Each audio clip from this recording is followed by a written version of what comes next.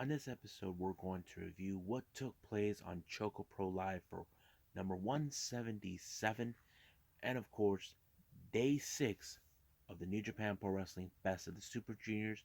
We cannot forget New Japan Strong with Showdown 2020, where we see more of the rivalry between Tom Lawler and Fred Rosser escalating, and of course, the main event being a Philadelphia street fight between Suzuki Goons, Minoru Suzuki, Lance Archer taking on John Moxley and Eddie Kingston. Revenge for their AEW tag match Lights Out that took place at Grand Slam.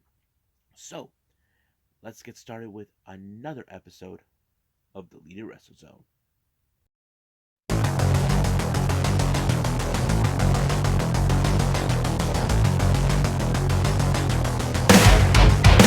Are you ready? Get up, get up! Get up, get up! Get up, get up! Get up, get up! Get up, get up! Get up, get up!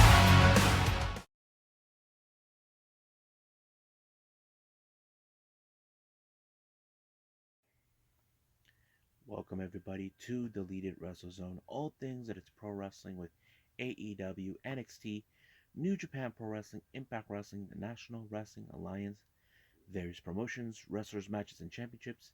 I am your host, J-Rod here. So, let's begin with the latest ChocoPro show with number 177 with two tag team matches. The first one, it's an all-women's tag team match. We have one corner, Too Much Energy, Chiko Shikawa teaming up with Sayaka Obihara, taking on Tokiko Kirihara, and of course, Yuma Mizumori. Now, this was a very another usual teaming as always. Normally, when it comes to Chiko Shikawa, she normally doesn't team with that many people, but there are rare occasions where we see. But however, the much of the aggressiveness and cohesive between Yuna, and Tokiko always plays out pretty well. It was Yuna who pinned Chiko Shikawa to pick up the victory with the Superman fly move, and boom, 1, 2, 3, it's over, and that's all she wrote, folks. Now our next match, another tag team, but this time it's the men's turn. We got the founder of Ganbare Pro, Ken Oka, teaming up with his good buddy and of course one half of the Asian Dream Tag Team Champions and Best Bros, Balinaki, taking on Masahiro Takanashi and Chonchito. This was a very different match as normally, but however, when it comes to Masa and Chon, somehow they were able to coexist. Now, these two guys have faced off many times over. They have been on opposite sides for the interim championship, but this time they put that to the side and focus more on the match itself. And I think it shows that they're willing to take the win. And of course, it was Chonchito who picked up the victory for his team, leaving Baliaki with another disappointing loss. He hasn't been himself since Mei Shruga. His best bro is now here in the States. Who knows when she'll be back, because I doubt she's going to be here in the States that long. Now let's jump in with the Jonkin match. This was a very difficult to predict, but if you guys must know, it's Tokiko Kirihara who won the match. She's been on a roll with the Jonkin tournament, but I can't wait to see what else she's going to put to the table. So I think that's pretty much it. So don't forget, the next episode will feature 178 with an 8-man tag team match. So let's move on with New Japan.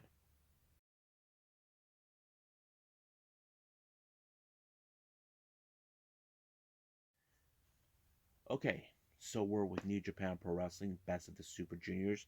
This is day 6. This was on the 27th of November. It was the opening matches of once again the Young Lions, Rohi Oiwa taking on Yuto Nakashima. Pretty good match, a bit of submission punching, but however, once again when we see the Lions crab being put out by one of them, it ends right with the one thing that here in the United States don't like, but it happened. They're back in Japan. They don't care. I'm talking about the time limit draw. Now let's get to the first matches. Now let's get to the matches of the best of the Super Juniors. The first one is Yoshinobu Kanemaru taking on Ryusuke Taguchi. Now this was a very different match. Now I would have expected Kanemaru was going to win because he cheats his way by using whiskey, but fortunately it did not happen. The Master Funk Weapon by Taguchi actually helped him out to win the match, and it was a big upset. Now I'm not sure if it's, how do I say this, how he is with the points, if this is going to bring it out good. I don't know. So we'll see about that. Next up, we got Sho taking on Doiki. As you know, Sho has been trying to prove that the best of the Super Juniors is his show, that he will stop at nothing to obtain the one title that has eluded him for so long, and that is the IWGP Junior Heavyweight Champion. Ever since he joined Bullet Club, also House of Torture, that's what he's been doing. But Doiki and Sho had the same right idea mindset.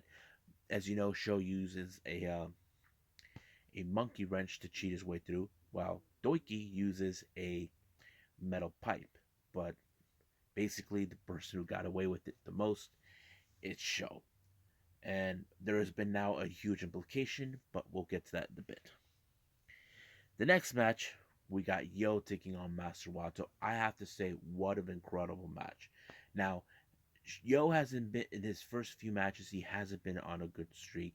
His first match that he won on previously was against Robbie Eagles, but I did not expect him to pick up another good victory against Master Wato. But I'm still waiting for that one moment where Yo has to confront Sho one way or the other. Next up, we got El Fantasmo taking on Bushi. Really interesting match. Bushi actually got into El Fantasmo's head and it worked. And Bushi put him away 1, 2, 3, and that's pretty much it. Next up, these guys are no strangers to each other. They have challenged each other for title matches. Of course, we got the current one half of the IWGP Junior Heavyweight Tag Team Champion, Robbie Eagles, taking on the current IWGP Heavyweight Champion, El Desperado, aka Despy.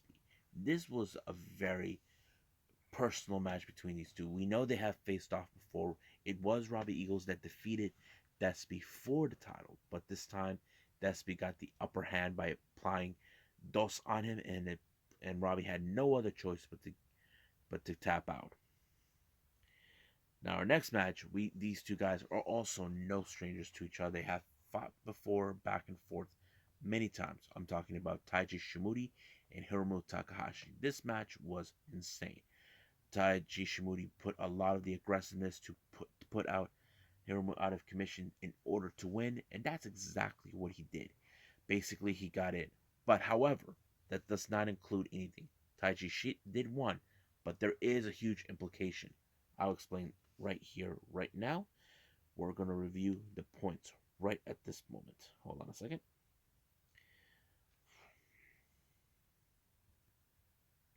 Okay. So Taguchi has 3 wins, 3 losses with totals of 6 points. Wado, 2 wins, 4 losses with total points of 4. Same thing with Robbie Eagles, 2 wins and 4 losses. We have the same thing with Yo, 2 wins and 4 losses. Hiromu has 3 wins, 2 losses, and a draw. That's a total point of 7. Bushi, 3 wins, 3 losses, total points of 6. Desperado, 3 wins, 2 losses, and a draw. Kanemaru, 4 wins, 2 losses with 8 points. Doiki, 2 wins and 4 losses for 4 points. Taiji Shimuri, 4 wins and 2 losses with 6 points. El Fantasmo, 2 wins and 4 losses with 4 points. And here's the rub. Sho has 5 wins and 1 loss with a total points of 10. So now he moved up the ladder. He is now at the top. Right behind him, I see Kanemaru. He's right behind him in order to catch up. Well, hopefully it does happen. But, we'll see what happens. Like I said, anything could happen from here on out. in this tournament, so I'm excited to see what's going to happen. But right now, the next one we got is World Tag League.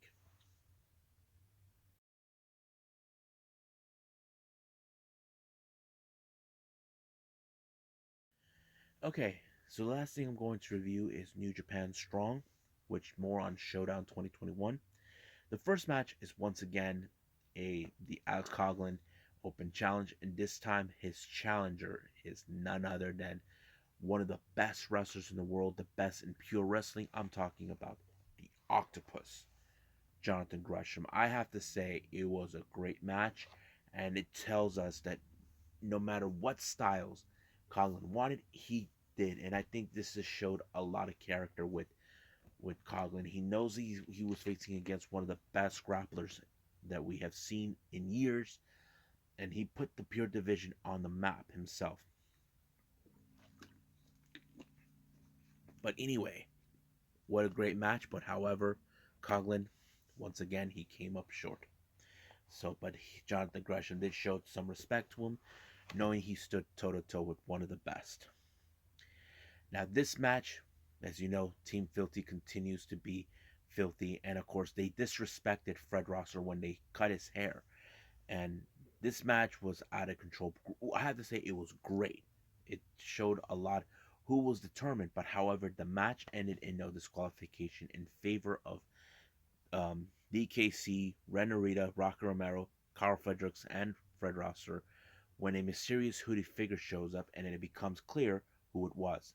And that person is someone we have heard the name before on many occasions, and one of them actually became this character we're talking about, Black Mask. Now, for those who don't know who Black Mask is, Black Mask is the opposite of villain of Tiger Mask.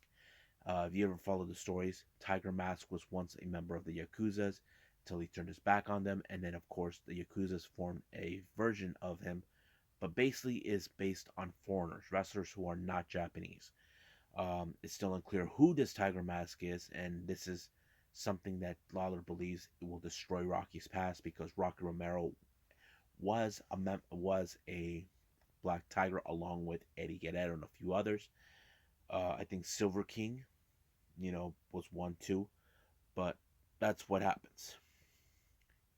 Our next match, we have a six-man tag team match. We have Stray Dog Army, Barrett Brown, Mysterioso, and Bateman taking on Red Death, Daniel Garcia, along with Violence Unlimited, Brody King, and Chris Dickinson. Man, this match was incredible. I have to say, I think I like how Daniel Garcia fits the mold with Violence Unlimited. Now, it's a shame he's with AEW, but it doesn't mean he can't work with them outside in other locations. But wow, what a great match. But it was Brody King that picked up the victory for his team. Our main event is a Philly street fight. As you know, the rivalry between Suzuki Goons, Lance Archer, and Minoru Suzuki continues to grow. They decided to take their fight in the New Japan ring, where they feel will be their advantage. Uh, it kind of did because they went all over the place. It was a no disqualification match everywhere, but it was um, Lance Archer that put away Eddie Kingston through a garbage can, and boom, it was right there over. So basically, finally, the Suzuki Goon has one up on getting these guys, but don't know if this is the end for them. Hopefully it is or not. We'll just wait and see what New Japan has for all of us to watch. Well, I hope you guys enjoy this episode. It's very short. The reason it's short is because I went back to my regular day job, and basically I had to maybe reduce it to 3 reviews instead of 4, and that's gonna happen on the following episode. Uh, Reason is I got to go back to my regular job in the morning on Monday, but it'll be good. However, we do have for the next episode more on ChocoPro 178, and of course World Tag League Day 5 for New Japan Pro Wrestling. And I decided to review a past event by Stardom. This is part of the Tokyo Dream Cinderella Special Edition, which is going to be good. Um, Basically, trying to catch up more with with Stardom as much as possible, but hopefully I can catch up all the way. But for right now, I'll see you guys in the next DWZ time. Same DWZ channel. I must bid all of you adieu. So goodbye. Mwah. And have a nice day. Bang.